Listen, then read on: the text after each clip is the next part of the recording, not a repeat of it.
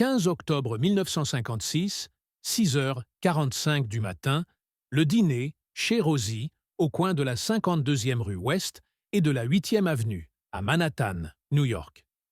L'air est saturé d'une odeur de café brûlé et de graisse de bacon qui s'accroche aux murs jaunis par la fumée des cigarettes.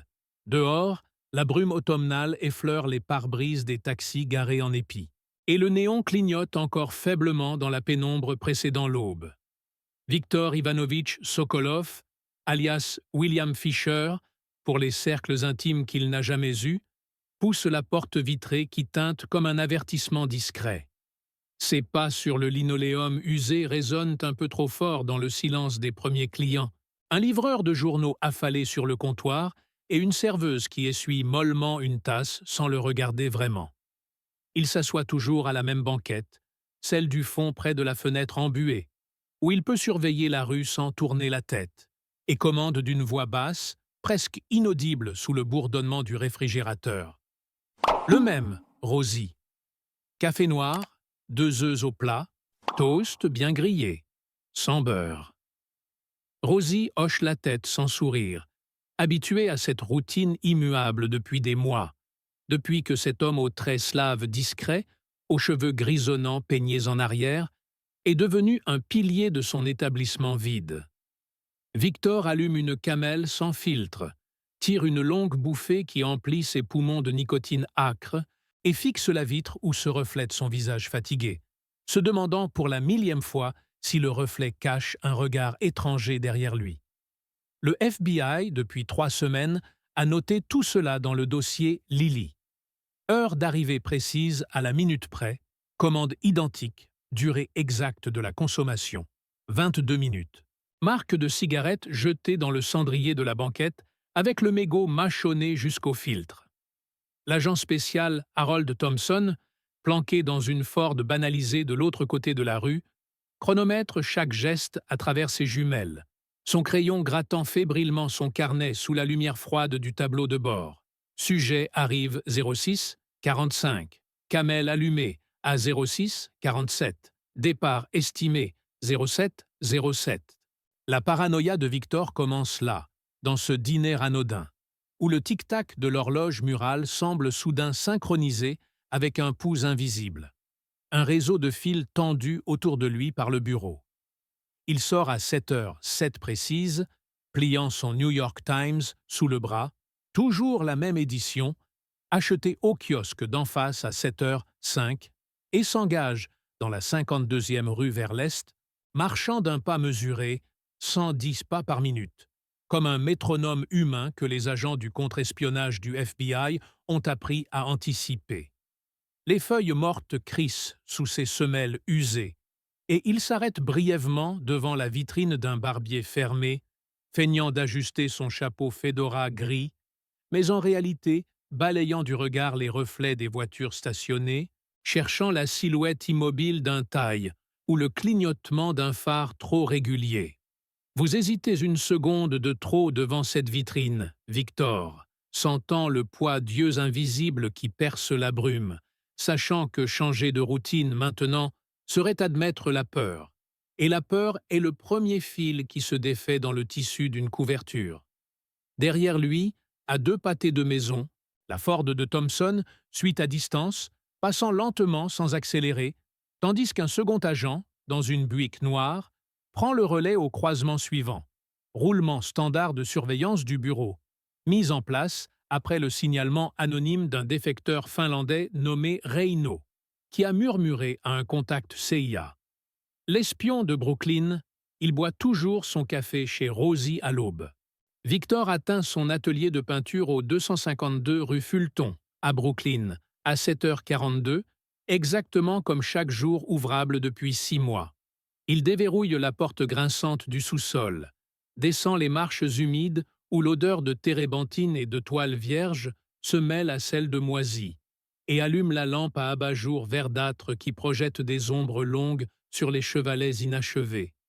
Là, dans ce sanctuaire clandestin, il déroule parfois un microfilm du KGB glissé dans un tube de couleur, le photographie avec un minox dissimulé dans un cendrier, puis le replace avec des mains qui tremble légèrement sous la lumière tremblotante.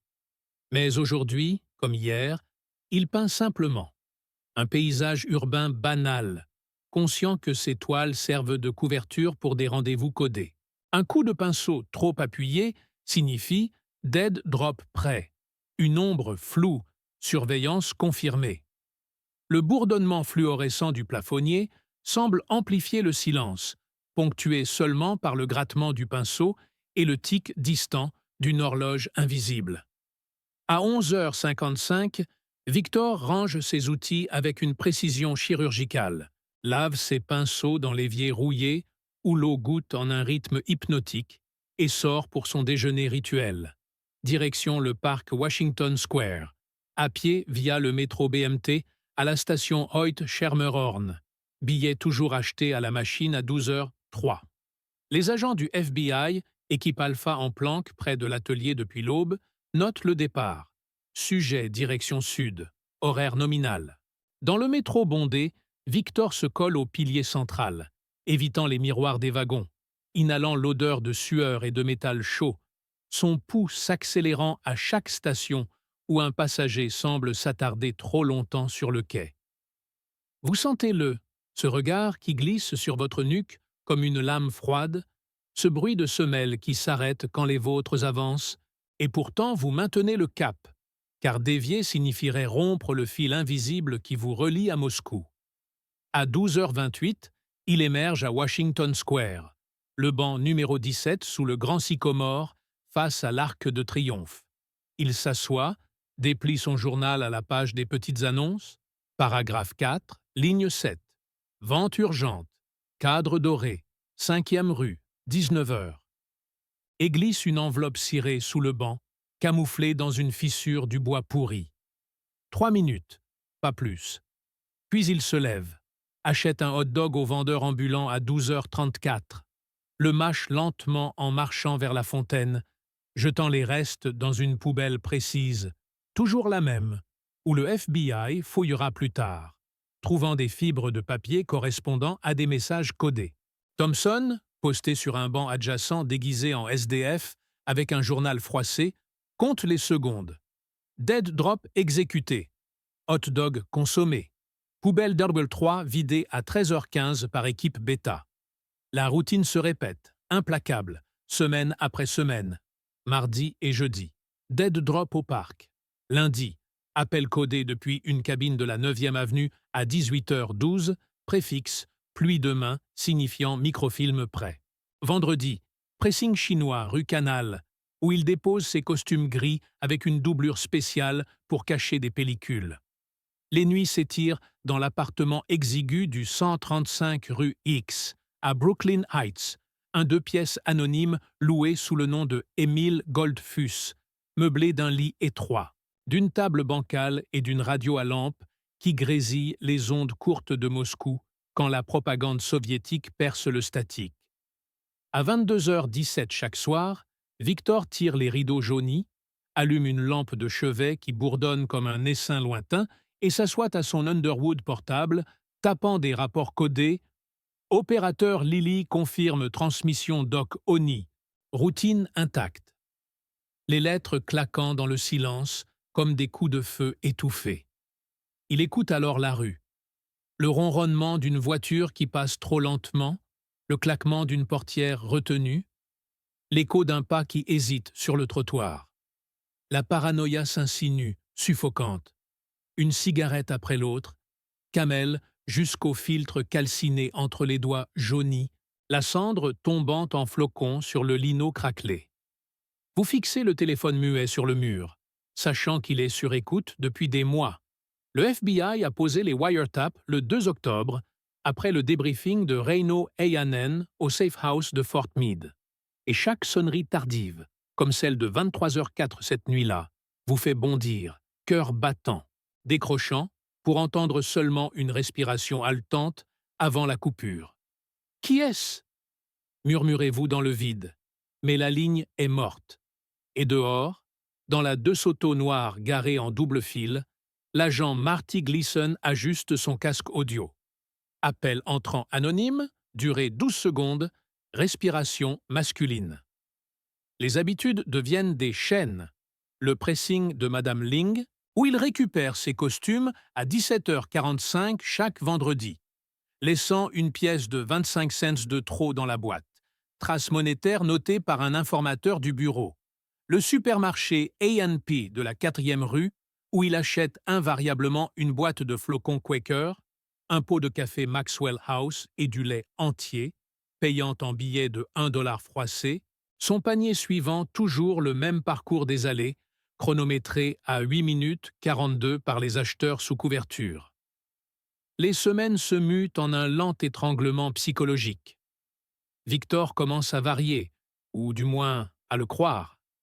Un matin de novembre pluvieux, 7 novembre 1956, il évite le dîner Rosie, optant pour un café à emporter au kiosque du coin à 6h58. Mais le FBI anticipe, équipe Gamma déjà en place, notant « déviation mineure, reprise routine probable ». Dans l'atelier, ses mains tremblent sur le pinceau, peignant des ombres trop sombres, imaginant des micros dans les murs, des caméras dans les ampoules. Il démonte la radio pièce par pièce à minuit, sous la lumière d'une torche électrique qui vacille, trouvant rien mais sentant le doute ronger comme de l'acide. Vous marchez plus vite vers le parc ce jeudi-là, jetant des regards obliques aux pigeons qui picorent trop calmement, aux joggeurs qui ralentissent à votre hauteur. Le banc 17 semble attendre, piégé, et l'enveloppe glissée dessous pèse comme du plomb dans votre poche intérieure. Thompson, maintenant chef d'équipe, murmure dans son walkie-talkie. Sujet paranoïaque, checks multiples en route. Maintenir distance. Les coded calls empirent. Depuis la cabine, neige fondue, pour annuler un drop, mais la voix hésitante trahit, enregistrée et analysée au labo du FBI à Washington, où les linguistes décèlent l'accent ukrainien sous le faux américain. La famille fantôme hante ses nuits.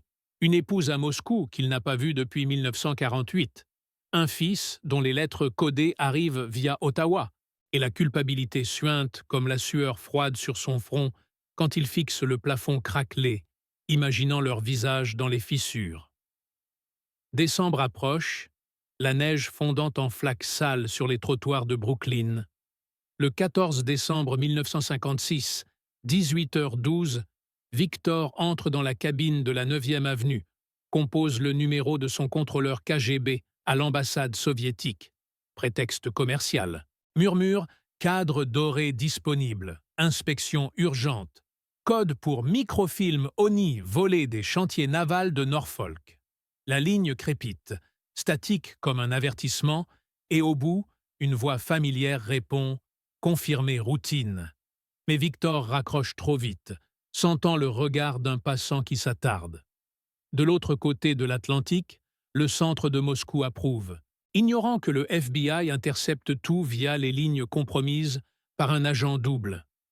Les nuits s'allongent en insomnie, cigarettes consumées jusqu'aux brûlures aux doigts, le filtre noirci mordillé jusqu'à la pulpe, la fumée emplissant la pièce comme un brouillard toxique. L'appartement devient une cellule. Le téléphone sonne à 2h17, une nuit de gel. Silence absolu de l'autre bout. Puis, déclic, Victor arrache le combiné du mur, le fracasse contre le sol, mais le mal est fait. Gleason note. Sujet en breakdown, wiretap endommagé, installé backup. Le pressing Ling livre le coup fatal. Le 21 décembre, Madame Ling, sous pression d'un inspecteur santé du bureau, en réalité agent Philbrick, mentionne l'homme au costume gris qui laisse toujours une doublure bizarre. Fouille discrète révèle des traces de gélatine pour micro-dos. Victor récupère le costume à 17h45, sentant le tissu trop raide, et pour la première fois, la peur cède à la panique pure. Le 23 février 1957, l'hiver mordant New York de ses crocs glacés, Victor suit sa routine matinale malgré l'angoisse qui lui noue les entrailles. Dîner Rosie à 6h45, café amer avalé en 16 minutes au lieu de 22, camelle tremblante entre les lèvres gercées. Dehors, la surveillance s'épaissit. 4 voitures, 2 équipes à pied, Hélicoptère en stand-by au-dessus de l'East River. Il marche vers l'atelier, posant 17 fois pour vérifier les reflets, le cœur cognant comme un tambour de guerre. À 7h42, il ouvre la porte. Mais cette fois, les marches grincent sous des pas invisibles. Vous vous retournez dans l'ombre humide, lampe torche braquée sur des silhouettes en trench coat. FBI! Mains en l'air! Et le monde bascule en silence assourdissant. Pas de violence, juste l'inévitable. Menottes froides sur les poignets, descente les marches à l'envers, flash des appareils photo qui percent la nuit comme des éclairs. Au quartier général du FBI à Foley Square, la salle d'interrogation est un cube de béton au mur suintant. Ampoule nue suspendue qui bourdonne sans relâche. Table en acier rivée au sol.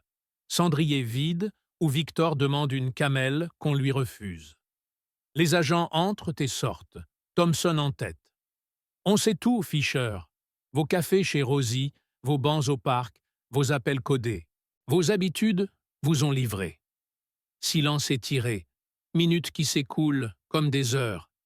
Victor fixant le grain du bois de la table, sentant la vie ordinaire s'effilocher. Plus de dîners tièdes, plus d'ateliers solitaires, plus de dead drops dans l'ombre. Vous entendez l'écho de vos propres pas d'hier, le tic-tac du métro, le grésillement de la radio, tout cela perdu dans le vide infini de l'interrogatoire. Gleason allume un magnéto qui crachote les enregistrements. Sa voix à lui. Cadre doré, répété en boucle. Tandis que dehors, la neige tombe sur Brooklyn sans fin, ensevelissant les routines qui l'ont piégé. Des heures passent, questions lancinantes sur les microfilms ONI, les contacts KGB, les familles compromises à Moscou. Victor craque à 4h17, avouant en murmures brisés le poids de la trahison morale s'abattant comme un linceul. Le procès traîne, le 7 août 1957, à la Cour fédérale de Brooklyn, flash des journalistes illuminant son visage blême. Verdict, 30 ans, mais la vraie sentence est intérieure. La dissolution de l'illusion d'anonymat. Des années plus tard, échangé contre Powers en 1962 sur le pont de Glienicke, il rentre en URSS, mais les habitudes hantent. Chaque café noir évoque Rosie, chaque banc de parc un piège. La paranoïa persiste, un bourdonnement éternel, rappelle que les routines ordinaires, ces chaînes invisibles de la vie quotidienne, deviennent dans l'ombre de la guerre froide les fils même de la chute. Et dans les bureaux du FBI, les dossiers, Lily, s'empilent, nouveaux sujets d'épingler par un mégot de camel ou un hot dog jeté trop précisément, le cycle recommençant sous les lumières froides des surveillances infinies. Et voilà que sous ces mêmes lumières froides, à l'autre bout de la ville, un nouveau fantôme s'éveille. Elena Petrova, dite Rose d'hiver, silhouette frêle aux yeux d'un bleu baltique. Employée modèle chez Magnavox, fabrique de radars pour l'US Navy. Ses routines? Un tramway à 7h42 précis, ticket poinçonné d'une main gantée de cuir noir, un sandwich au jambon chez Lenny's Deli, croqué sur le même banc face à l'East River, miettes nourrissant les pigeons qui deviennent, sans le savoir, témoins oculaires. Soirées solitaires au cinéma Rivoli, troisième rangée à droite, où elle glisse les schémas ultra-secrets dans les caniveaux obscurs, sous le ronron des projecteurs. Les agents du bureau, Thompson muté à la surveillance, Gleason au magnéto ronronnant, notent tout. Le parfum de lavande qu'elle vaporise à 18h15, la façon dont elle plie son journal Daily News en quart, laissant traîner une page sur les sous-marins nucléaires, indice subtil pour le contact du politburo. Brooklyn exhale son haleine de charbon et de sel marin, tandis qu'Elena, ignorant le filet qui se resserre, commande son habituel thé à la menthe chez Dimitri, troquet grec au néon clignotant, où un seul mot codé, fleur fanée, active la chaîne, microfilm avalé dans une boulette de pain, passé au dead drop sous le pont de Williamsburg. Mais les habitudes trahissent encore. Un mégot de parliament allumé d'une main tremblante, ramassé par un balayeur du bureau déguisé en clodo, un appel de 3 minutes à 22h47 depuis la cabine du coin, voix feutrée répercutée par les antennes du FBI. La nuit du 14 novembre 1958, la descente. Portière de Plymouth noire claquant dans l'allée de son brownstone, menottes froides mordant ses poignets, ampoule nue bourdonnant au-dessus de la table rivée. On sait pour les radars, Rose, vos thés chez Dimitri, vos pigeons nourris, vos pliages de journal. L'ordinaire vous a vendu. Silence étiré, Helena fixant le grain de la table, sentant s'effilocher ses tramways bondés, ses soirées au cinéma, ses boulettes de pain avalées dans l'ombre. Le magnéto crachote. Fleurs fanées, en boucle, tandis que dehors, la pluie fouette Brooklyn, noyant les routines sous un déluge de trahison. Questions lancinantes sur les plans de sonar, les officiers de la flotte compromis, les lignes de ravitaillement arctique. Elle tient jusqu'à 5h23, puis les murmures brisés, le linceul moral s'abattant. Procès express, le 3 mars 1959, flash crépitant, verdict. 25 ans à Alderson. Mais la sentence vraie est le vide hanté. Chaque pigeon croisé un espion, chaque thé à la menthe un piège. Échangé en 1964 contre un pilote U-2 abattu, rapatrié à Moscou, elle erre dans les isbas enneigés, paranoïaque. Un sandwich au jambon évoque Lenny's, un banc mouillé, l'East River. Le bourdonnement persiste, écho éternel des chaînes invisibles. Au FBI, les dossiers roses divers s'ajoutent à Lily. Nouveau profil épinglé par un ticket de tram ou une miette de pain, le cycle froid se perpétuant, sous les neiges infinies de la guerre, où l'ordinaire forge les menottes du destin. Bridue, acte 3. Lys éphémère Moscou, 1967. Neige saile piétinée par les bottes des kolkhosiens, haleine de vodka dans le métro bondé. Irina Volkova, LIS d'argent, file la laine chez Baba Yaga, tricot clandestin, motif à torsade cachant les plans des silos Minuteman, fil tendu vers un contact au bazar Sadovaya. Rituel du soir, bortsch tiède chez Piotr, isba aux vitres givrées, ou fleur de magnolia déclenche le balai, pellicule glissée dans une pelure de pomme, jetée au pied du Kremlin par un gamin payé en bonbons. L'ordinaire est son voile. Pain noir émietté pour les moineaux de la place rouge, cigarettes Bellomore Canal, fumées à la fenêtre, cendres tapotées rythmiquement. Mais les ombres veillent, un pigeon voyageur aperçu par un officier du KGB en civil, plume codée analysée sous microscope. Un appel codé à 3h12 depuis la cabine de la ruelle Arba, écho capté par les satellites américains, rebondissant sur des antennes berlinoises. La nuit du 22 avril 1969, la rafle, portière de Volga verte grinçant dans la cour enneigée, menottes soviétiques serrant ses chevilles, néon cru du sous-sol, Loubianka clignotant. On sait pour les silos, Lys, vos pelures de pommes, vos moineaux nourris, vos torsades de laine, le quotidien vous a livré. Silence granuleux, Irina égrenant les perles de son rosaire imaginaire, vision de Brooklyn effacée par les stalactites de glace au barreau. Le magnéto ronronne. Fleur de magnolia, obsessif, pendant que dehors, la bora s'acharne sur les dômes dorés, ensevelissant les habitudes sous une tourmente de soupçons. Question vorace sur les ogives thermonucléaires, les routes de convoi au Groenland, les agents doubles dans la flotte du Nord. Elle résiste jusqu'à 4h17, puis les aveux filandreux, le linceul idéologique tombant comme une nuit polaire. Procès bâclé le 15 juillet 1970, projecteurs aveuglants, sentence, 15 ans au goulag de Colima. Mais la vraie geôle est le doute éternel. Chaque pelure de pomme un mouchard, chaque tricot un piège.